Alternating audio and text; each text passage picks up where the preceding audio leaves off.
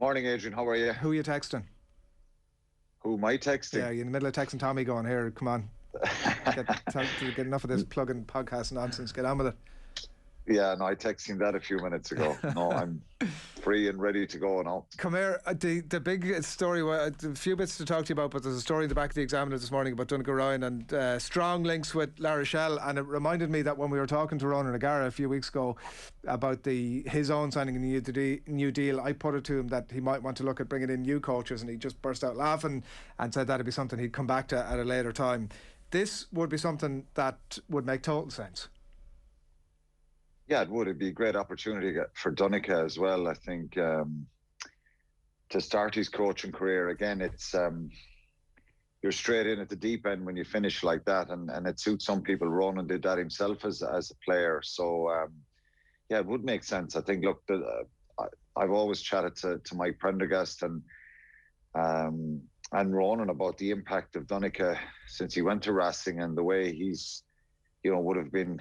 It's kind of like a natural thing for some players with the way you can see that natural transition for them to becoming coaches, the way they run the line out or talk about the breakdown or talk about scrums and the way they can dominate and motivate players around them. And some players like to sit back and be told and guided. And I think Donnacha would have, it wouldn't surprise me if he became a coach. I think from my time of playing him and knowing him so well, he was always a student of the game. He was always someone who was stuck in the videos, trying to learn all the time, doing extra stuff, always asking questions of coaches.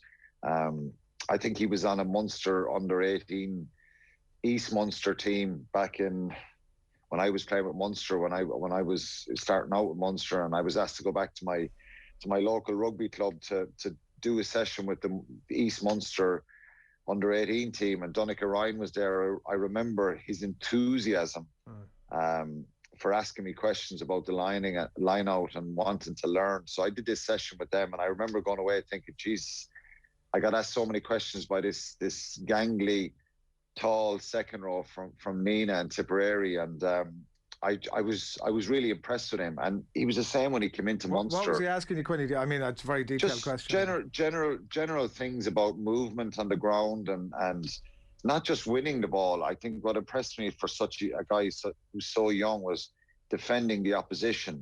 Because most people think line out is just all about attack, but there's so much complex stuff around how you defend a line out and how you watch what the opposition do. And he just was full of enthusiasm. Of course, all the other young lads were there, but it was just the confidence and the questions, and you could just see this is a guy that's easily coachable, but also just has a real kind of desire to learn all the time. And there's no guarantee that top players become top coaches. That doesn't always work, and it's the same. It's all across all sports. But I think it helps when you have a real kind of energy and enthusiasm to keep learning, and that you're always studying the game. And Donnacha was like that. He was always studying the game and trying to get better.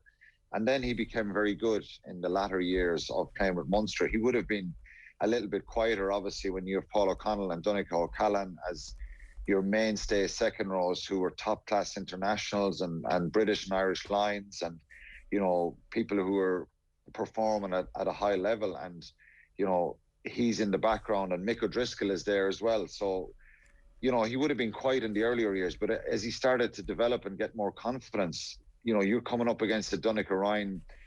We're doing sessions on a Tuesday morning and getting ready for a game at the weekend, and starting that kind of line out rep and the preparation about what kind of lineouts we're going to do for the following weekend. And, Donnacha Ryan and Mick O'Driscoll are the two second rows going up against us, and they're disrupting our line out, putting massive pressure on us. And all that enthusiasm that I saw as an 18-year-old is now there as a big physical, big imposing second row and back row as well, because he could play in the back row as well. And, he always impressed me like that, Donnacha. So the point is, I think he impressed in Racing. Yeah. We've always had these conversations about, what do Irish players bring to the coaching setups as coaches and as players. And it's that bit of extra detail that sometimes is not, they don't pay huge heed to in France. They play off the cuff. It's all about offloading out of the tackle. For years we were saying there's no huge detail around breakdown, specific roles for people. And, you know, in Ireland, we would have had very specific roles. You know, look at Ireland under Joe Schmidt. Everybody knew what they were doing when they were doing it, and it brought great success. So there is a need for that. Of course, there's a need for off-the-cuff stuff. So Donnacha's detail around line-out and the way he'd view the ruck and just general attitude and work rate would have always impressed me, because he was someone who pushed his body to the limit. So translating that in over as a coach is different. But I think he has the temperament, he has the knowledge, and obviously now he has the experience. He's 37, he's 47 caps for Ireland. He was with Munster for a long, long time, and he's gone to France and been a big success. And I think, you know, I think this is an unbelievably exciting move for him. To link up with ROG as well makes it a little bit easier. And good news for Irish rugby, because, you know, the more coaches we have and develop, the better. So I think it's a great move. It was only just as you were saying that, suddenly the Ronan O'Gara, Paul O'Connell dream team looks less likely now. This is going to be the new Martin and Neil Roy Keane partnership. We'll see how it pans out. If it works, who knows if it works, you know, because actually going to La Rochelle is there's added pressure because of what they've achieved this year. Can they back it up? Can they improve? Can they get better? So, you know, when you're in the top or close to the top, it's difficult to maintain it. So maybe they will get better. And, you know, they've one more game they need their way to Clermont tomorrow night. They secure a point there, and they're guaranteed a top two. Donnacha's Racing, their third. You know, they'll be trying to jump into that top two spot. But it'll be interesting, and I think there will be a lot of pressure there, a lot of scrutiny as well. But, you know, for Donnacha going there, I think Rog would have approached him and spoke to him about it. And there's nothing done or dusted around it yet. But I hope it happens, because I think it'll be a great opportunity. And as I said, the more coaches we have developing abroad, the better. And but there will be a fair bit of pressure, because Rog, you know, no matter who you are, no matter how close you are to him, I experienced that as a player. He won't, like, if Donnacha took the job and his halfbacks are not getting top quality ball from line out, or the breakdown is wrong, ROG will read the riot act to him, you know. Yeah. So it's not as the case it's going to be a nice cozy partnership, because both of them will be under pressure. It'll be fascinating. It'll be brilliant for all the rest of us as well to watch on. The biggest question for him obviously now will be, because it'd be a no-brainer if he was fully decided in his mind that he was retiring, but there's been obviously interest in Pro D2. He's 38 in December. There's probably still a question mark there of, like, you know, if he calls it now, that's it, done, and the temptation, I suppose, to do another year. What would you advise him?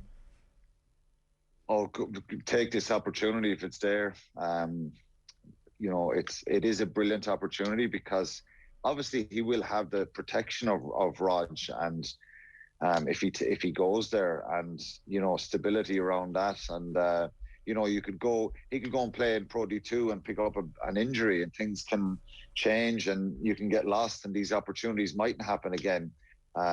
So when these opportunities happen, you know, you've got to go for them. I think he should go for it. I think he'd be a great coach. I'd be enthused, genuinely, and I'm not just saying this because I'd be friends with Donnacha and he's a tip man and I played with him, but he's the kind of fellow who just brings an energy and a real enthusiasm around, you know, his presence. And I think he would have learned a lot off Paul as well. You know, Paul has probably trained a lot of these guys around the line-out over the years, the way he had to learn himself. I always tell Paul he learned from me about the line-out. He doesn't really give me any credit for that. But obviously, you know, Paul was a different level, and, you know, he's you know, doing well with Ireland now. But things can change very quickly. It's all results based, no matter how good you are as a coach. But I think Donnacha should take this. It's down to a personal choice, Adrian. You know, does he want to go into coaching? Does he want that pressure? Your day starts a little bit earlier as a coach and it finishes a bit later, and you're continuously watching and monitoring stuff, and meetings about meetings about meetings. So it's different. You know, you have to have the desire for that. Yeah, I remember being sat beside him for a game against, it might have been the All Blacks at the Aviva a couple of years ago, and he just chatted all the way through the game, to the point at one stage he turned around and he said, will I just stop talking? And obviously I was saying, and that's the way he is. This is unbelievable stuff. He was picking, there was like an All Blacks overthrow, if I remember rightly, at a line out, and he had it picked apart like that straight away afterwards. Could tell me exactly, sort of, to my untrained eye, hadn't a clue what was going on, but exactly why it came about, what they were trying to get out of it. Incredible mind, really. What, in terms of his role, Quinny, what is it? Would be, it seems like, according to the Examiner, forwards and defence sort of thing. Yeah, I spoke to Ronan earlier in the week, and you know, we didn't get into this, but I know he was looking in the last couple of weeks that there's a couple of changes. Their forwards coach is gone, John O'Gibbs is gone. So I think he's in his mind, he wants to be kind of manager, and then have assistant coaches, 3 assistant coaches. And I think so. But obviously, if Donnacha could come in, he'd be an assistant coach, but really with a view of running line out and breakdown. But I know the way he talks about it, he doesn't want to pigeonhole someone into a specific role, the way you have defence coach, forwards coach, backs coach, all this kind of stuff. The game is all encompassing now, and that's the way he views it. So like, there'll be certain stuff that, you know, that Donnacha will take from Joe Schmidt, which is invaluable experience. You know, the stuff he would have learned from Joe, the stuff he would have learned from Paul as a player, different coaches in Munster, Declan Kidney, Tony McGahan, he's coaches in France as well. So you try and couple all that experience, but and add to that, and then you've got to manage players. So look, the reality is, I think Donnacha, what impressed me most about Donnacha was the line-out work, that the way he improved, particularly around those defensive pieces that we were doing. You know, like me being going, Jesus, these guys are wrecking our heads here, because they're getting up, they're robbing our ball, they're stealing our lineouts here. And I just saw such an improvement in Donnacha over the years in his work defensively, and have an ability to call a lineout. So, you know, there's always room to improve, no matter who you have and how good you are. Week on week, you've got to keep evolving with lineouts, and, you know, set a template around breakdown and bring some new ideas. So I think it's going to be, you know, if he gets involved there, it'll be lineout and breakdown. Quinny, can I just ask you, there were some interesting tidbits out of David Nucifora during the week, and look, he dropped a bit of a hint that maybe he will leave his position as IRFU High Performance Director when that contract expires next season. And I know his family relocated back to Australia during the pandemic, but different reports kind of suggesting maybe the stage could be set for Joe Schmidt's return in that guise. How do you see that as a potential option? Would Schmidt, I guess, fit that role perfectly in your view? Yeah, well, look, he's Joe is someone who's incredibly intelligent, and obviously was a brilliant coach. I think I even though his role in World Rugby now is more, you know, planning and structures and right across the board in rugby throughout the world, I think, and I'm only speculating here, that kind of desire and spark to be out in the shorts running around like we saw him for years. You know, even in the warm-ups, I was always watching out for Joe Schmidt running around, being so actively involved in the warm-ups before big internationals, where a lot of head coaches, you'd see him back with the arms folded 20, 30 yards away from the players, and then the specific coaches doing the warm-ups and stuff like that. I'd be amazed if Joe doesn't get back coaching in a couple of years. I think that the role he's in at the moment, you know, he's back in New Zealand. He's back there with his son Luke, who's obviously, you know, he's trying to protect him around from COVID and stuff like that. Still has the house in Dublin, so that link would be, you know, always be there, and Joe Schmidt will always be linked to you know, if that role was available, or even to come back as a head coach in a few years. So, you know, he would have the credentials and the ability to do that job and control all the forward planning and planning around the RFU. So it wouldn't surprise me. It's a job he could do very, very easily, Shane. But obviously he's in a role now where he's in a very top position in World Rugby and running the game. So it depends how that goes. But for me, I'd be amazed if Joe Schmidt isn't back with the shorts on in a couple of years. Just on David Nucifora's role, like he's been there for 7 years now, and look, I'm not saying he's unaccountable, but he's heavily involved in contracts and coaching appointments and strategic decisions. In your view, that job, is it almost too powerful a job? Could it be split among a number of different people at the top of the IRFU, or is that the way to do it? That maybe one person kind of spearheads the whole thing? Is it maybe too powerful is too strong a phrase, but what's your kind of overview on the role itself? Well, there is a games development committee and a game in the RFU that things have to be run by. I think David Nucifora obviously makes decisions, and a lot of big decisions around the pathways and development of the game. Has had criticism over the years, a lot of kudos as well, and a lot of compliments and credit for success, and particularly around the time, the success from 2014 to 2018, we were probably the envy of World Rugby, with the structures and the provinces, the way they were running. Came in for a lot of criticism around player movement, I think particularly out of Leinster, which is understandable in the sense that you can see both sides of the coin. Joey Carberry moving, he got blamed for that, and other players moving around the provinces. But I think it's his job to try and make all the 4 provinces stronger and ultimately make the Irish team stronger and run the game here. People would have liked to have seen more of David Nucifora, particularly around some of the press conferences, and say that they don't see enough of him. But look, I think he's done a good job, but particularly around, he has to contract all these players and make decisions. And I think in the last couple of years, there has been criticism there. So it's a role that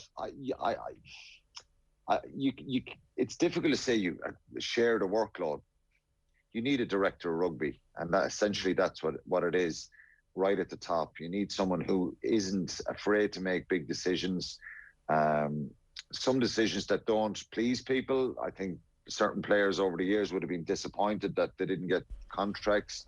Some of the player movements, stuff like that. But I think you need someone, and I think he's done a good job. As I said a couple of years ago, he was getting massive credit. I think there is issues, and there's always going to be issues continually in a job like that. But it'll be interesting to see if he stays on. He was kind of hinting the other day that he may not. He may go back to Australia.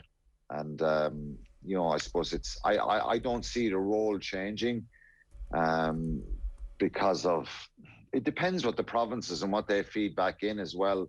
I think he's worked with all the coaches in all the provinces. Some of them maybe are frustrated that basically some of the decisions around signings and stuff is down to him, and they're restricted in what they can do. It's a totally different model here, Shane, from somewhere like France or the UK, where they're individual owners and they can go and do it whatever they want when they want. But the system here gets a huge amount of credit and then gets a certain amount of criticism, particularly when we don't perform in World Cups and stuff like that. And there's reviews done and there's feedback there about different changes that should happen. So it'll be interesting to see what happens and whether he stays on and has the stomach to go again, or whether he's wanted by the RFU. Yeah, we'll watch it with close interest, and plenty of stuff to say about the women's game as well that deserves coming back to at some point, and we'll do that.